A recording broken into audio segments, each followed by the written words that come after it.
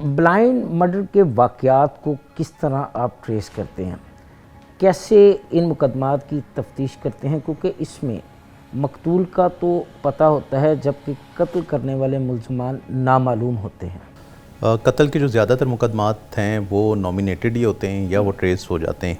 सिर्फ वो मुकदमात हैं जो कि ब्लाइंड रहते हैं, जहाँ बड़ा मुश्किल काम है। जी, ब्लाइंड मर्डर को ट्रेस करना काफ़ी मुश्किल होता है और मोस्टली ये उस किस्म के होते हैं जहाँ एक डेड बॉडी मिल जाए अननोन, वो प्यूट्रीफाइड हो, या कोई ऐसी इत्ला मिल जाए कि जी किसी डेड बॉडी को किसी बंदे को जो है किडनैप कर लिया गया और वो ट्रेस ना हो रहा हो, फिर फाइनली ये हो कि उसकी डेड बॉडी कहीं पर तदफीन कर दी गई है उसकी और वो रिकवर हो जाए। तो इस किस्म के मुकदमात होते हैं, या कोई किडनैपिंग का केस काफ़ी सालों तक चल रहा हो और पता चले कहीं से किसी ज़राए से कि जी उसको मर्डर कर दिया गया है।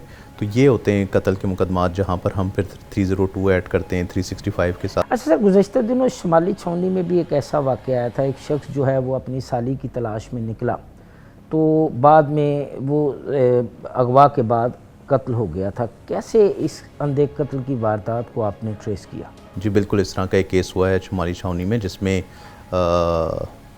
जो हमारा जिसमें विक्टिम है वो उसकी साली जो है वो किडनैप हो जाती है और वो कराची में होता है ये इंसिडेंट सारा। वहाँ पर वो FIR रजिस्टर करवाता है और FIR रजिस्टर करवाने के बाद क्योंकि वो कराची का रिहायशी नहीं है तो वहाँ स्टे करना उसके लिए मुश्किल होता है, तो एक इश्तिहार लगा देता है कि जिस किसी को मेरी साली के बारे में इतला हो तो वो फ़लाँ नंबर पर जो अपना मोबाइल नंबर होता है वो दे देता है। तो वहाँ पर एक शख्स है जो कि मोहम्मद सलीम जिसका नाम है, पाक पतन का रिहायशी, वो नंबर इश्तिहार देखता है और वो इस नंबर पे कॉल करता है कि जी मुझे आपकी साली के बारे में मेरे पास मालूमात हैं, तो आपने जो इनामिया रकम रखी हुई है उसका हाफ़ 50% मुझे भेज दें तो मैं आपको इतला दे देता हूँ।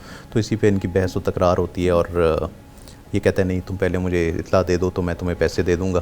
खैर वो ये बात ख़त्म होती है उनकी। तो जब ये मोहम्मद सलीम जो कि इसमें इतला दहिंदा का रोल प्ले कर रहा है, वो जब लाहौर आता है तो इन दोनों का यहाँ पर आकड़ा टाकरा होता है, मिल जाते हैं एक दूसरे को। तो ये जो हमारा मकतूल है इसमें वो इससे कहता है कि तुम जो है मुझे इतला दो, तुम्हें पता है मेरी साली कहाँ है तो तुम मुझे अभी लेकर चलो। तो मोहम्मद सलीम क्योंकि अपनी फैमिली के साथ होता है वो इससे कहता है कि चलो पाक पतन चलते हैं, मैं अपनी फैमिली को ड्रॉप कर देता हूँ, फिर हम वहाँ से रवाना होंगे।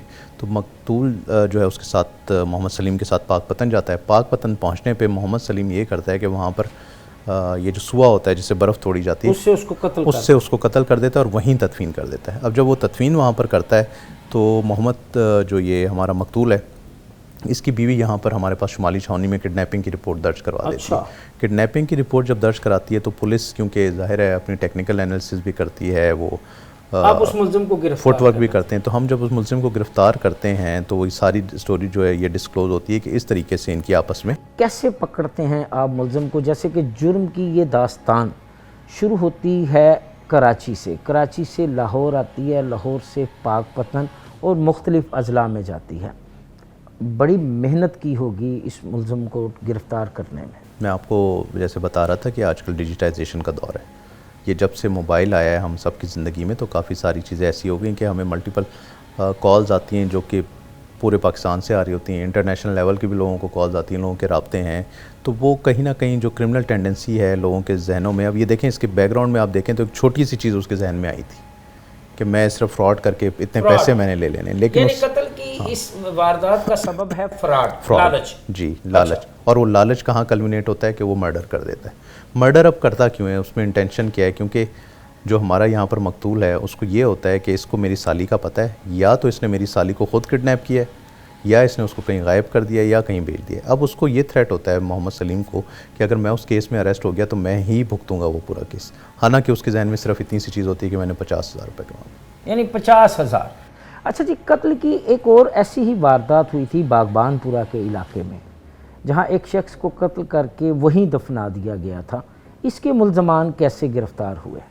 इसमें देखें सबसे पहला तो जो स्टेप है ना वो CCPO साहब लाहौर जो है हमारे बिलाल सदीक कमियाना साहब, उनकी एक डायरेक्शन है कि कोई भी ऐसा हाई प्रोफाइल केस होगा तो एक तो इंचार्ज खुद ही तफ्तीश करेगा। इससे पहले हमने ये भी देखा है कि इस किस्म के केसेस होते हैं तो इंचार्ज नीचे मार्क कर देते हैं और वो फिर वो फोकस नहीं रहता। तो ये हाई प्रोफाइल केसेस जैसे ब्लाइंड मर्डर है या मर्डर है, वो इंचार्ज खुद ही तफ्तीश करता है, तो उसके पास रिसोर्सेज अवेलेबल होते हैं, थाने की गाड़ी है, आईटी की टीम है, फिर उसकी कोऑर्डिनेशन है विद हमारे सीआरओ, तो उसके लिए ज़रा इजी होता है। और फिर देन पीएफएस से जाना है, मेडिकल करवाना है, उसके कॉन्टैक्ट्स भी होते हैं, कोऑर्डिनेशन भी बेहतर होती है, और बतौर इंचार्ज एक उसकी ज़ाहिर एक वैल्यू है, एसएचओ के पैरेलल वो काम कर रहा है, तो उसके लिए चीज़ों को मैनेज करना, टाइमली करना, एफिशिएंटली करना वो ज़रा ज़्यादा इजी होता है। एक तो ये फैक्टर है। सेकेंडली, ये तमाम केसेस जो हैं मर्डर के, ये एसपी लेवल पे भी सुने जाते हैं, एसएसपी ऑफिस भी सुनता है, डीआईजी ऑफिस भी सुनता है, और वीकली मीटिंग जो सीसीबी साहब की होती है वो भी सुनते हैं। तो इस पे हमारी वर्किंग होती है, पूछगछ होती है नीचे थानों से, तो इसलिए ये एफिशिएंटली अच्छा, इस केस को कैसे ट्रेस किया? ये भी अच्छा, ये केस जो है ये भी बड़ा इसमें दो खवातीन भी इन्वॉल्व, चैलेंजिंग था ये केस। इसमें जो मकतूल है ये जिस जो फार्म हाउस पे काम करता है वहाँ पर ये ख़वातीन भी होती हैं। अब ये जो ख़वातीन हैं ये बेसिकली एडिक्ट हैं। अच्छा, तो जो मकतूल है वो इनको मना करता है कि तुम लोग ये एडिक्शन जो है ये गलत काम है, ये ना करो, और भी डिफरेंट एक्टिविटीज़ में ये इन्वॉल्व हैं जो कि हमारी सोसाइटी में बुरी समझी जाती हैं, तो वो इनसे भी मना करता है। अब जो मकतूल का बेटा इसमें मुद्दई है तजम्मुल, वो अपने वालिद से जाकर अक्सर मिलता रहता है 10 दिन बाद, 15 दिन बाद। तो इसमें होता ये कि जो ये कातिल हैं इसमें, जो कि जो मकतूल शौकत हुसैन को कत्ल करते हैं, उसकी तदफीन कर देते हैं वो। अच्छा, तदफीन भी कर देते हैं, तदफीन भी कर देते हैं, तदफीन भी। तो वो आते हैं तजम्मुल के पास कि तुम्हारे वालिद साहब कुछ दिन से वहाँ पर नहीं है, क्या घर तो नहीं आए हुए? तो तजम्मुल उनको बताता है कि नहीं, ऐसा तो नहीं है, वो यहाँ पर तो नहीं है, वो वहीं पर होंगे या किसी काम से गए होंगे। तो आ जाते हैं एक आध दिन में, और मोस्टली तो वो वहीं रेस्ट हाउस पे रहते हैं।